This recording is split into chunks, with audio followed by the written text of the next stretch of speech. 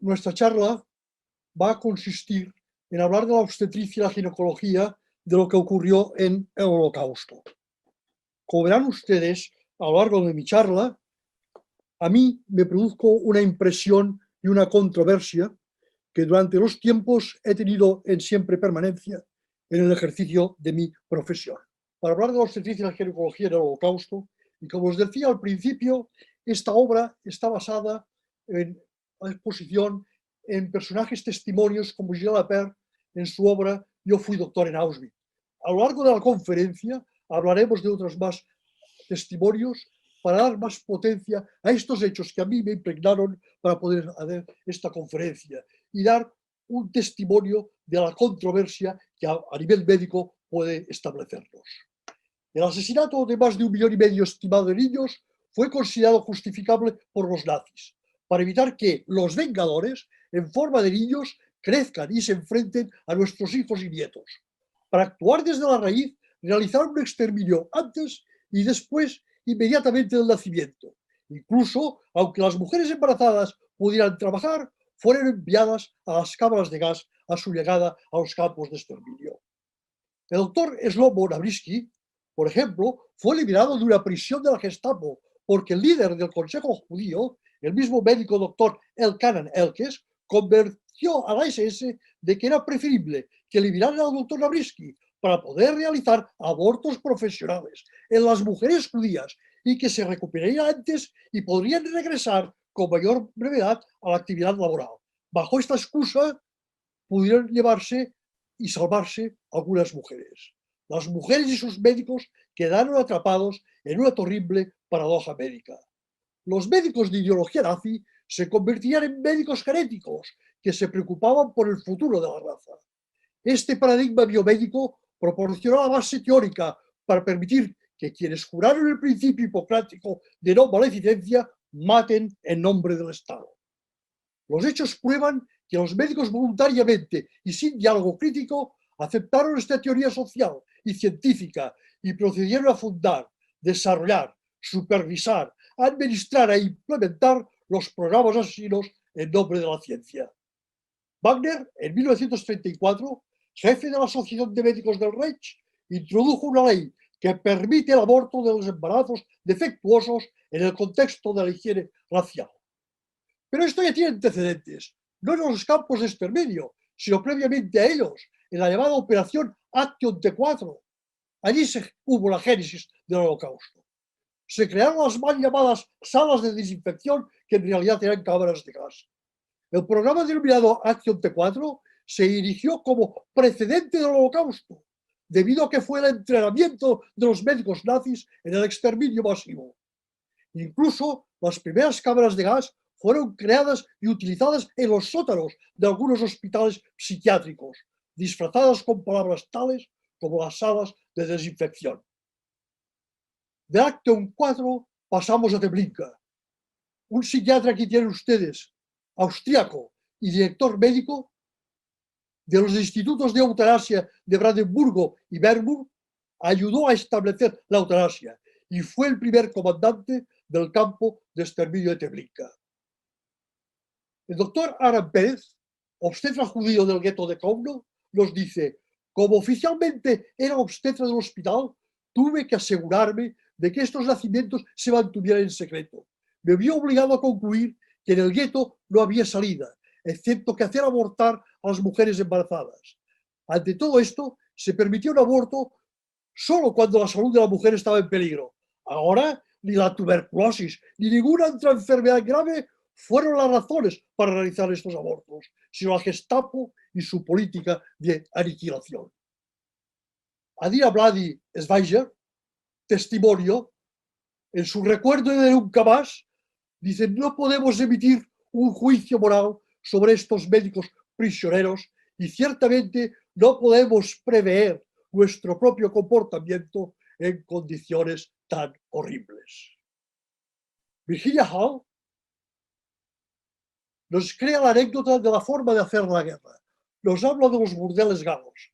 Dice: el doctor Rousset, el ginecólogo encargado de certificar que las meretrices no sufrían enfermedades de transmisión sexual para los oficiales autóctones, este galeno dio el visto bueno a chicas que padecían sífilis o gonorrea para que infectaran a los soldados cuando mantuvieran relaciones con ellos.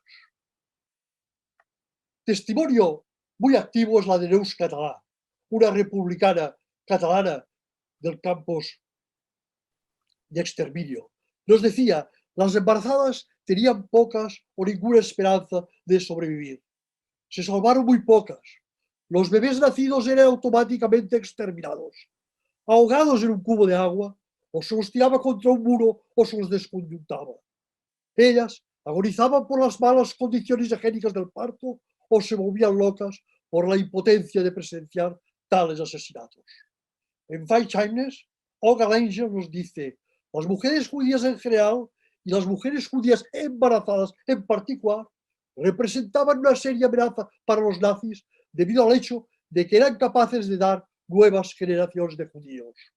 En los campamentos, las mujeres embarazadas generalmente eran enviadas a su muerte inmediata al llegar solo porque estaban embarazadas, pero algunas mujeres encarceladas lograron ocultar sus embarazos y hubo partos en los campos de concentración. Para ello tenemos el testimonio protagonista de testimonio de Gisela Herr. Con sus propios ojos vio que las mujeres embarazadas eran apaleadas con porras y fustas, destrozadas por perros, arrastradas por los pelos y golpeadas en el estómago con las pesadas botas alemanas. Entonces, cuando se desplomaban, eran arrojadas al crematorio vivas. Mengele, el llamado ángel de la muerte, había encargado precisamente a Perl que le informara de cualquier mujer embarazada que hubiera en el campo. Me enteré, dice Perl, de que todas ellas eran enviadas al edificio de investigación para ser usadas como cobayas. Y después 2 vidas eran lanzadas al crematorio. Decidí que nunca más habría una mujer embarazada en Auschwitz. Gisela Perl, ginecóloga judía, húngara, deportada a Auschwitz, donde trabajó como médico, realizó abortos a mujeres gestantes, sin anestesia ni equipamiento, ya que estas eran un objetivo predilecto de los experimentos de Mengele. Agresiones de todo tipo, vivisecciones y cámaras de gas. Así conseguía que las mujeres Perl volvieran pronto al trabajo y que los nazis no supieran que estaban embarazadas. El testimonio de la barbarie nos lo expone Tomás Burgenthal. Algo que se me clavó en la memoria es la descripción que le pasó a una prisionera que había quedado embarazada de uno de los guardias. Dice Tomás Burgenthal, una de las técnicas que usaron las guardias fue para deshacerse del bebé, fue ponerle una tabla sobre su vientre y saltarle encima hasta que el bebé murió. Los abortos y los partos prematuros. Pero comenzó a realizar cirugías que antes de la guerra las había creído incapaces. Los abortos. A pesar de sus creencias profesionales y religiosas como doctora y judía, observante, la doctora Perl realizó los abortos en suelos sucios, con manos desnudas, sin lavarse, sin instrumentos médicos ni anestesia, y a menudo en las literas estrechas y sucias. En el cuartel de mujeres de Auschwitz, Perl acabó con la vida de innumerables fetos, con la esperanza de que las madres sobrevivieran y luego tal vez pudieran tener hijos. En algunos casos, el embarazo estaba demasiado avanzado para poder realizar un aborto. Perl perforaría el saco amniótico y dilataría manualmente el cuello uterino de la madre para inducir el parto. En estos casos, los bebés prematuros murieron casi al instante. Con la amenaza de un embarazo descubierto eliminado, las mujeres pudieron continuar trabajando, obteniendo un aplazamiento temporal de sus condenas de muerte. Es un paradigma del dilema de Gisela Perl.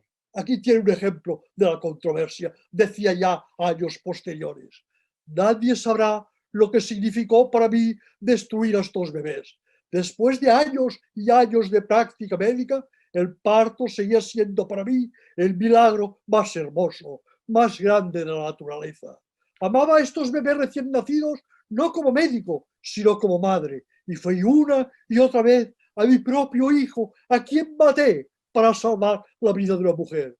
Y si no lo hubiera hecho, tanto la madre como el niño habrían sido cruelmente asesinados. A pesar de esta controversia, salvó a muchas mujeres. Pearl salvó su vida y posiblemente la de cientos de mujeres, como recuerdan los dos historiadores, el israelí George Weiss de la Universidad de Nueva Inglaterra y el alemán Konrad Weil del Museo Judío de Sydney, ambos en Australia. No obstante, hubo también la partera de Auschwitz, Stanislava, que dijo, no, ahora ni nunca. Fue entrevistada por Joseph Mengele, quien le ordenó practicar la eutanasia a los recién nacidos. Stanislava respondió, no, ni ahora ni nunca. Increíblemente, Mengele no asesinó a Stanislava. Stanislava, cuando llegó al campo, las mujeres embarazadas eran asesinadas y los bebés eran ahogados en un barril. Más tarde, los bebés rubios y de ojos azules fueron enviados a orfanatos de Alemania, donde se los adoctrinaría. Mutti, la madre, como la apodaron en el campo, asistió en el parto a pesar de todo a 3.000 mujeres en condiciones infrahumanas, barracones fríos, llenos de ratas y piojos, inundados, y cuidó a los recién nacidos hasta donde pudo, con muy pocas previsiones. Las madres no tenían leche porque la mayoría estaban desnutridas. No había calefacción y los nazis no daban conchas. Tristemente, se estima de todo ello que solo 30 nacidos en el campo sobrevivieron. Sin embargo, otros cientos, aquellos rubios, que reunían las características físicas pretendidas por los nazis, sobrevivieron al ser enviados a orfanatos, aunque probablemente nunca conocieron a su verdadera familia. Nos decía Ruth Ellis. Ruth Ellis fue una de las pocas mujeres que dio a luz en Auschwitz. Mengele la obligó a dar sus senos y le prohibió alimentar a su bebé como parte de uno de sus experimentos médicos para probar cuánto tiempo podría sobrevivir un recién nacido sin comida. Hubo un diagnóstico del embarazo en el Holocausto. Mengele, en el caso de las mujeres, preguntaba una a una si estaban embarazadas. Si tenía dudas o sospecha que la mentían, le retorcían los pezones para comprobar si emanaba leche. Las posiciones eran controvertidas, nos dice Lucia Adelsberg, otra testimonio.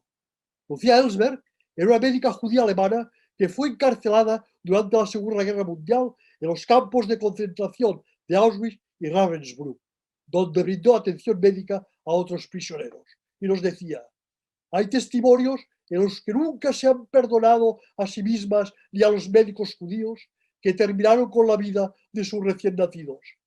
Hay otras sobrevivientes que afirman que deben sus vidas y las vidas de sus hijos posteriores a estos médicos judíos. Como mujeres, como doctoras y como judías, se enfrentaron a dilemas tanto personales como profesionales que tuvieron que resolverse en las circunstancias más horribles. Algunos de estos médicos judíos intentaron suicidarse posteriormente, incapaces de soportar la carga moral de sus decisiones tomadas durante estos tiempos de horror. En la biografía de la ginecología en los campos de exterminio, les vamos a exponer también autoras como las precedentes y otras de nueva innovación. Hay dos protagonistas fundamentales. Por un lado tenemos los experimentos médicos del Holocausto. Había dos categorías básicas.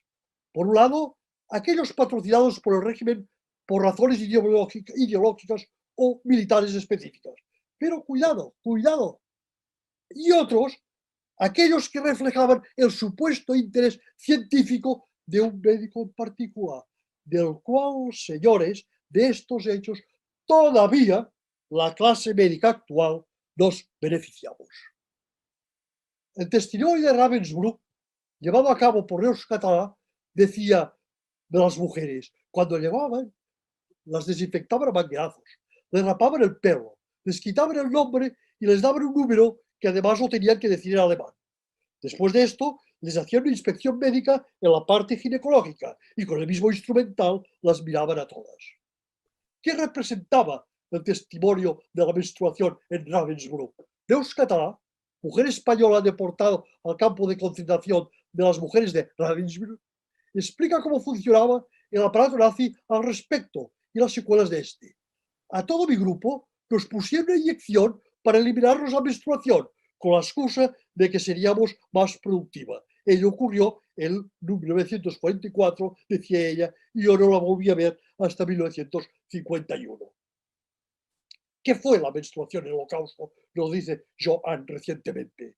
Las menstruaciones afectaron a las vidas de las mujeres víctimas del Holocausto de varias maneras. Para muchas, la menstruación estaba relacionada con la vergüenza de sangrar en público y la incomodidad de convivir con ellas.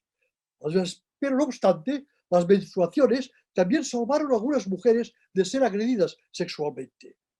Igualmente, la menorrea que se producía en la mayoría de estas mujeres podía ser una fuente de ansiedad sobre su fertilidad, con la implicación para sus vidas después de su estancia en los campos de exterminio y sobre el futuro de poder tener hijos. Los nazis llevaron a las mujeres a los campos de exterminio practicando también histerectomías y reducción de senos sin anestesia. El dolor sin anestesia era tan fuerte que las mujeres evidentemente perdían el conocimiento. Sus áreas de incisión se infectaban, quedando la carne viva durante todo su encarcelamiento. Y muchas de ellas las golpeaban incluso sobre esta área infectada para provocarles todavía mayor dolor. Klauber fue puntal. En una conferencia secreta el 17 de julio de 1942, Himmler encargó a este ginecólogo, Klauber, al profesor Karl Herbert y a Richard Glucks, inspector de los campos de concentración, a estos tres la responsabilidad de desarrollar el método más rentable para esterilizar a millones de mujeres judías en el menor tiempo posible.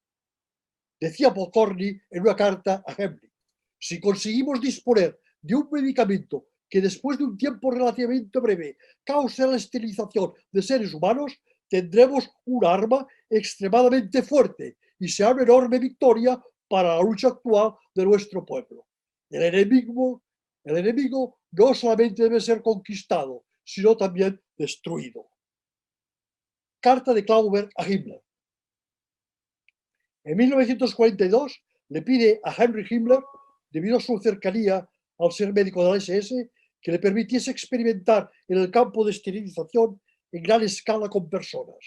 Himmler accedió y en abril del 43 le otorgaron a Karl Klauber el bloque 10 del campo de concentración de Auschwitz para sus experimentos. Karl Klauber, ginecólogo, asesinó a 700 mujeres buscando un método eficiente de esterilización. Su procedimiento favorito era introducir los tóxicos dentro del útero. Capturado por los soviéticos y liberado en el 55, las autoridades alemanas le volvieron después a capturar y murió en 1957 antes de ser juzgado. La esterilización masiva también se llevó a cabo de los judíos por medio de los rayos X. Aquí tenemos la figura de Horst Schussmann. La radiación produjo grandes quemaduras en el abdomen, la ingle y las nalgas, y las lesiones supurantes se resistían a la curación. Algunos de los sujetos experimentales, tanto masculinos como femeninos, de Schussmann, se les extirparon posteriormente los testículos y ovarios quirúrgicamente, de forma unilateral o bilateral, para un examen del laboratorio y obtener las muestras histológicas para confirmar todos estos efectos. Tanto era así que Charlotte Pommer, una dentista residente que había colaborado en las disecciones, hablamos de difuntos, renunció a su cargo en 1942 después de verse obligada a asistir a la disección de una mujer ejecutada a quien había conocido personalmente. Pero vamos a profundizar ahora en aquel segundo motivo, que es la lista de Stieff. Esta mujer, Liana Berkovich, fue ejecutada por los nazis y su cuerpo fue utilizado para la experimentación de científicos anatomistas y ginecólogos en sus cátedras, fuera de los campos de exterminio. Muchas de las víctimas de la lista de Stieff eran mujeres y miembros de la resistencia, como fueron Vera Obrensky y Liberta Schuss-Boysen, que tienen ustedes aquí representadas. Las víctimas de Stieff. Las víctimas de los experimentos de Stieff eran mujeres jóvenes, pertenecientes a la resistencia alemana, a la conocida como Orquesta Roja. Alguna de ellas, como Liana Berkovich, incluso embarazada, se le permitió dar a luz y luego fue ejecutada y utilizada como material de experimentación, pero no ya en los campos nazis, sino en las universidades nazis. El efecto del estrés en el sistema reproductivo fue estudiado por el profesor Hermann Stief, fisiólogo y anatomista. Investigaba la relación del estrés con el ciclo ovárico menstrual y reproductivo de las mujeres. El estrés influiría en sus ciclos femeninos. Para ello, utilizó a las presas de la cárcel de Plötzensee, de Berlín. Y aquí hubo una controversia. Hermann Stief no fue investigado por la justicia ni procesado y continuó con su carrera, como muchos otros científicos que trabajaron con y para los nazis. En la actualidad, señores, y en silencio piensen en ello, sus resultados, pese a las condiciones de sus investigaciones, siguen considerándose importantes para nuestra ginecología moderna. Y él sigue siendo el miembro de honor a título póstumo de la Sociedad Alemana de Ginecología y Obstetricia. Y hay que decir de Hans Heinzelmann y Auschwitz, este investigador médico, recuerden ustedes en sus programas de la detección precoz del cáncer, ilustra las relaciones entre los médicos que realizan experimentos en Auschwitz y la prestigiosa investigación médica de las universidades alemanas más reputadas. Y añado ahora que el libro de anatomía más extendido en Estados Unidos, más completo y que ha sido una guía para todos los médicos hasta la actualidad, fue elaborado con más de 1.500 cadáveres producidos en los campos de exterminio. Hubo un paradigma, hubo una zona gris, como manifiesta Primo Levi, que tienen a su derecha. Y esta zona gris, el paradigma es del doctor Maximilian Samuel, que fue asesinado porque sabía demasiado.